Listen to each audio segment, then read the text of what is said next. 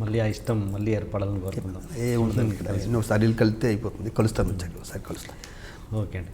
మీరు ఇంతకుముందు మురళీమోహన్ గారి గురించి చాలా గొప్పగా చెప్పారు. అలాంటి మురళీమోహన్ గారి గురించి చివరి ఎలక్షన్స్ అప్పుడు చాలా ఆల్మోస్ట్ చెడ్డగానే మాట్లాడారు. ఎందుకు మాట్లాడాల్సి సార్ వచ్చింది? మీరు ఏ యూట్యూబ్ అయినా ఆన్ చేసుకోండి, ఎవరి గురించి నేను చెడ్డగా మాట్లాడాలి. చెడ్డగా గుర్తుపెట్టి మురళీమోహన్ గారి గురించి ఒకటే మాట్లాడండి. మీరు ఏదైనా సరే మీరు నెక్స్ట్ నేను వెళ్ళిపోయాక మీరు కట్ చేసి మీరు వేసుకొని కావాల్సి ఉంటే మురళీమోహన్ గారి గురించి క్లియర్గా చెప్తాను నేనండి. మురళీమోహన్ గారి గురించి నేను ఒకటే మాట అన్నా, ఈ ఓటమి జయసుధ గారిది కాదు, ఈ ఓటమి మురళీమోహన్ గారిది, ఈ ఓటమి మురళీమోహన్ గారిది అని ఒక ఛానల్లో చెప్పాను. అదే అది నా తప్పు. నేను మురళీమోహన్ గారికి క్షమాపణ చెప్పుకున్నాను. ఎందుకంటే ఆయన దగ్గర నుంచి నాకు చాలా ఇన్స్పైర్. ఇది ఎందుకన్నానంటే నాకు జయసుధ గారు అంటే ఇష్టం. ఎంత ఇష్టమో జయసుధ గారికి తెలుసు, చాలా ఇష్టం. ఆవిడ ఓడిపోయాక అన్నాను నేను ఎలక్షన్లో ఎవరిని తిట్టలేదు సార్. మీరు యూట్యూబ్ ఏదైనా చూసుకోండి, మిగతా వాళ్ళు తిట్టే నాకు సంబంధం లేదు, కానీ నా నోటంటే తిట్టలే. అయ్యో ఇంత మంచి ఆవిడని ఓడిపోయిందే, నేను మురళీమోహన్ గారు పక్కన ఉన్నారేమనుకోండి. కానీ తర్వాత తెలిసింది ఏంటంటే మురళీమోహన్ గారికి ఆ ఎలక్షన్లకి సంబంధమే లేదు. నేను తొందరపడి నాకు తెలియక పక్కలు చెప్పిన మాట విని మురళీమోహన్ గారు సపోర్ట్తో ఇదంతా జరుగుతుంది అనుకున్నాను నేను, కానీ అది కాదు. సారీ అనే పర్సనల్గా కలిసారా మళ్ళీ? అయ్యో మురళీమోహన్ గారు అండి అంటే ఈ విషయంలో మాట్లాడారా మీరు? మాట్లాడలేదు కానీ సార్ ఆయనతో 20 ఏళ్ళు ఆయన దగ్గర, ఆయనతో నేను ఎన్నో పదవులు చేశాను. ఆయన ఎంపీగా ఉన్నప్పుడు కూడా, ఎంపీగా పోటీ చేసినప్పుడు కూడా నేను మా అమ్మాయి పెళ్ళి దగ్గర పెట్టుకుని కూడా నేను తిరిగి వచ్చాను అక్కడ. గ్రేట్ పర్సన్ అండి నేను మురళీమోహన్ గారు. నాదే తప్పు ఆ విషయంలో. నేను ఆయన మనస్ఫూర్తిగా మా అన్నయ్యకి సారీ. ఆ ఒక్క మాట ఇంకేమో లేదు సార్. ఈ ఓటమి మురళీమోహన్ గారు అన్నం తప్పితే ఆ ఎమోషనల్ ఏదో నేను, ఎందుకంటే అంత గొడవలు అయిపోయి రచ్చర్ అయిపోయినాయి, గొడవలు అయిపోయి నాకు ఎవరో ఇలా మీద ఎగదోశారని ఎన్ని రోడ్కి ఒక మాట అనేసాను. ఒకసారి మాట అన్నాక వెనక్కి తీసుకోలేం. కానీ నేను ఎందుకు అంటే ఇలాంటి అంటే ఒక కళాకారులు లోపల ఎన్నెన్నో జరగచ్చు, అవన్నీ పబ్లిక్ ముందు ఎందుకు తీసుకొస్తారు సార్? అంటే ఆడియన్స్లో కూడా డివైడ్ అయిపోతారు కదా, వీళ్ళు ఇలాంటి వాళ్ళు ఏంటి ఇంత బాగా చీప్ ఒపీనియన్ వచ్చేస్తుంది. ఎందుకు అలా జరుగుతుంటాయి? లాస్ట్ టైము జరగకుండా ఉంటే బాగుండేది అలాగా. అవును, జరగకుండా ఉండే. ఈ సంవత్సరం మీ ప్రెస్ వాళ్ళు ఎవరికైనా తెలుసా ఎలక్షన్ జరుగుతున్నాయని? ఇలా జరగటానికి దీని వెనకాల మేము ఎంత కష్టపడి ఉంటాం. ఎన్నాళ్ళు నా మీద నమ్మకం, ఎన్నాళ్ళు ఈ సభ్యులు నా మీద నమ్మకాన్ని నన్ను ప్రెసిడెంట్గా చేస్తుంటారు వాళ్ళు. మూవీ ఆర్టిస్ట్ స్టేషన్ ప్రెసిడెంట్ అవడం ఇట్స్ నాట్ ఏ జోక్ అండి. నేను చెప్తానుగా, నాకు ఎమ్మెల్యే అవడం చాలా ఈజీ. చాలా ఈజీ నాకు ఎమ్మెల్యే అవడం. ఇక్కడ అందరూ నోట్లే, ఎవరేంటో తెలియదు మనకి. మరి వాళ్ళందరూ నమ్మకాన్ని నేను 100% నాకు జయసుధ గారంటే చాలా ఇష్టం అండి. నేను చెప్పనా, ఎలక్షన్ జరుగుతున్నాయి, నేను రాజేంద్ర ప్రసాద్ సపోర్ట్ని. రాజేంద్ర ప్రసాద్కి మళ్ళీ చెప్తున్నా, శ్రీమంతుడు అన్న సినిమాకి మేము కారైక్కుడి వెళ్తే అక్కడ పిల్లయారపట్టి అనే టెంపుల్లో నాకు పెద్ద దైవభక్తి లేదు. వెళ్ళి ఏదో డిస్కషన్ వస్తే దేవుడు ఎదురు ప్రమాణం చేశాను, నీకు నేను సపోర్ట్ చేస్తాను లేదు. దానికి కట్టుబడిపోయి ఉన్నాను. ఒక వ్యక్తికి సపోర్ట్ చేస్తే ఇండస్ట్రీ ఇంత వ్యతిరేకం వస్తుందని నాకు ఆ రోజే తెలిసింది. అయ్యో బాబు ఇంత వ్యతిరేకమా అని. మరి ఈరోజు నేను ప్రెసిడెంట్ కొంటే ఒక్క వ్యతిరేకం రాలే, ఒక్కటి చెప్పండి మీరు. ఒక వ్యక్తిని నేను సపోర్ట్ చేస్తే ఎవరున్నారు సార్ ఆ రోజు? ఓ పక్కన మా కాదంబరి కిరణ్ కుమార్ ఉన్నాడు, అతను ఇప్పుడు ఈసీ మెంబరు. ఇంకో పక్కన ఈసీ మెంబర్ కూడా కాదు, ఏడీ శ్రీరామ్. అన్ని పదవులు 2-5 సార్లు చేస్తూనే ఉన్నా. గుళ్ళో ప్రమాణం చేసామని దాన్ని కట్టుబడి ఉన్నాను తప్పితే రాజేంద్ర ప్రసాద్ నా అన్నా కాదు, నాకన్నా సీనియర్, చాలా గొప్ప ఆర్టిస్ట్, ఆ గౌరవం. కానీ ఇంత వ్యతిరేకత వచ్చేసి ఇండస్ట్రీ అంతా ఒకటి అయిపోతున్నట్టు నేను షాక్ అయ్యా.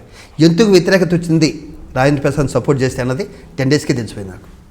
జస్ట్ 10 డేస్కి అందరికీ తెలిసిపోయింది. 10 డేస్కి ఓహో ఇందుగా ఇంత వ్యతిరేకత వచ్చింది. చాలా జాగ్రత్త కాపాడాను మూవీ ఆర్టిస్ట్ స్టేషన్ని. ఇంత గొప్పగా మనల్ని ప్రెసిడెంట్ సెక్రటరీని గెలిపించారే, ఇప్పుడు ఇలా తేడా ఏమైనా జరిగిందంటే మాత్రం అయిపోతాం, భ్రష్టు పట్టుకుపోతాం అనుకుని అందరం కలిసి ఈ 2 ఏళ్ళు మీద వేసుకునండి, లేని నవ్వు తెచ్చుకుని కష్టాన్ని భరించి అద్భుతంగా చేసాం 2 ఏళ్ళు అందరం. ఎందుకు వచ్చిందో షేర్ చేసుకోగలరా? షేర్ చేసుకునే విషయం అది ఎందుకు వచ్చింది రాజేంద్ర ప్రసాద్ గారికి? 10 రోజుల్లోనే తెలిసిందన్నారు కదా. అంటే సార్ అద్భుతమైన ఆర్టిస్ట్ అద్భుతమైన మనిషి కావక్కర్లే. అద్భుతమైన ఆర్టిస్టు ఒక అద్భుతమైన మనిషి కావక్కర్లే. రాజేంద్ర ప్రసాద్ తెలివైన వ్యక్తి అని నేను తెలివి తక్కువడని. ప్రామిసులు చేయొద్దు అంట. నేను ఎప్పుడు ప్రామిసులు చేయొద్దు అంట, ప్రామిసులు చేస్తాడు. నేను ప్రామిసులు చేయకూడదండి ఎప్పుడు. ఇప్పుడు నేను ప్రెసిడెంట్ అయ్యి ఇంద్రభవనం లాంటి కట్టించేస్తుంటే కుదరదు సార్. అది దానికి లిమిట్ ఉంటాయి. మనం ఎంతవరకు చేయగలను అంతవరకు చేయాలి. నేను ఎప్పుడైనా చూడండి 35 మంది లేని వాళ్ళకి పెన్షన్లు ఇస్తాను, 35 మంది లేని వాళ్ళకి ఫ్రీ మెడికల్ అంటే 25,000 అవుతుంది.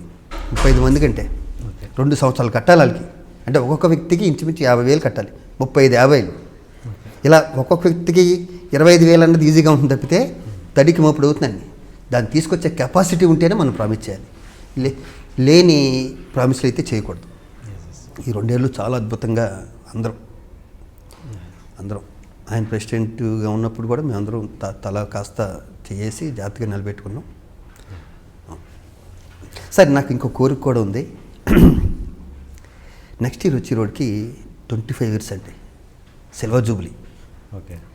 నేను ఆల్రెడీ చిరంజీవి గారిని అడిగాను, మురళీమోహన్ గారిని అడిగాను. మోహన్ బాబు గారు వచ్చాక బర్త్డే కదని తిరుపతి వెళ్ళారు ఆయన.